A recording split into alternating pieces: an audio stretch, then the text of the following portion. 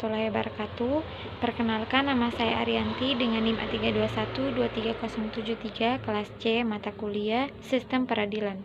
Baik, di sini saya akan menjelaskan mengenai pemeriksaan surat. Pemeriksaan terhadap surat yang tidak langsung mempunyai hubungan dengan tindak pidana yang diperiksa. Akan tetapi dicurigai dengan alasan kuat untuk hal itu, penyidik dengan izin tertulis dari Ketua Pengadilan Negeri berhak membuka, memeriksa, dan menyita surat yang dikirimkan melalui kantor pos pengangkutan dengan tanda terima. Kemudian, ada pemeriksaan tersangka.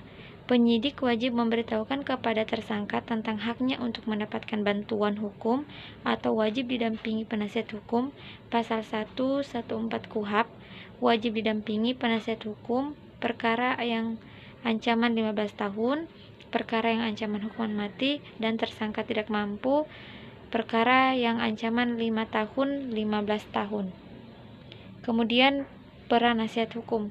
Penasihat hukum mengikuti jalannya pemeriksaan, melihat dan mendengar. Kejujuran terhadap keamanan negara, penasihat hukum hanya boleh hadir tetapi tidak dapat mendengarkan.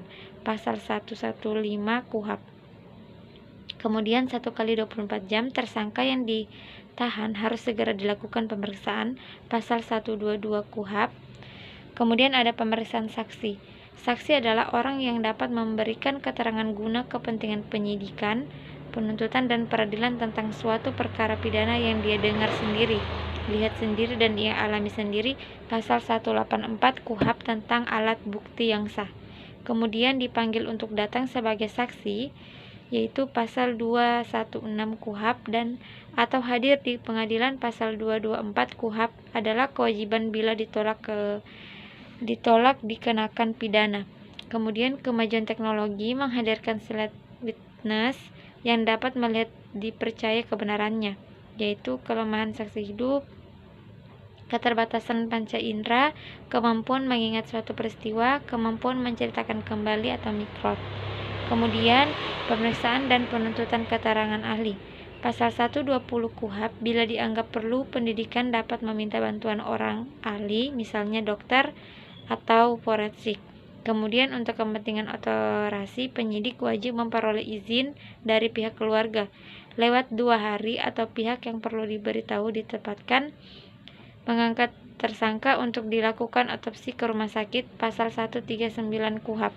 Kemudian ada asas-asas penuntutan. Yang pertama adalah asas legalitas, asas yang mewajibkan kepada PU untuk melaksanakan penuntutan terhadap terdakwa. Kemudian asas oportunitas, asas yang memberikan kewenangan kepada PU untuk melaksanakan penuntutan.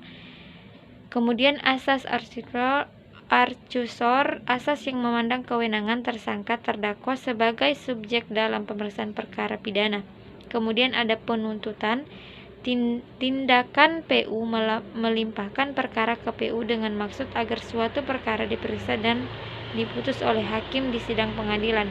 Kemudian penuntutan perkara, tindakan penuntut perkara dilakukan sebelum PU melakukan penutupan demi kepentingan hukum.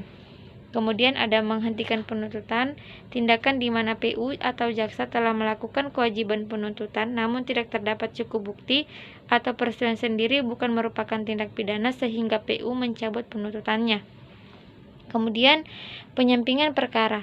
Perkara tidak melimpahkan ke PU untuk diadili karena PU menilai terhadap kurangnya bukti atau jaksa berpendapat bahwa adalah lebih tepat apabila perkara tersebut diselesaikan menurut hukum perdata atau jika penuntutan tersebut mendatangkan kerugian yang lebih besar daripada mendatangkan keuntungan bagi pribadi tersangka atau masyarakat.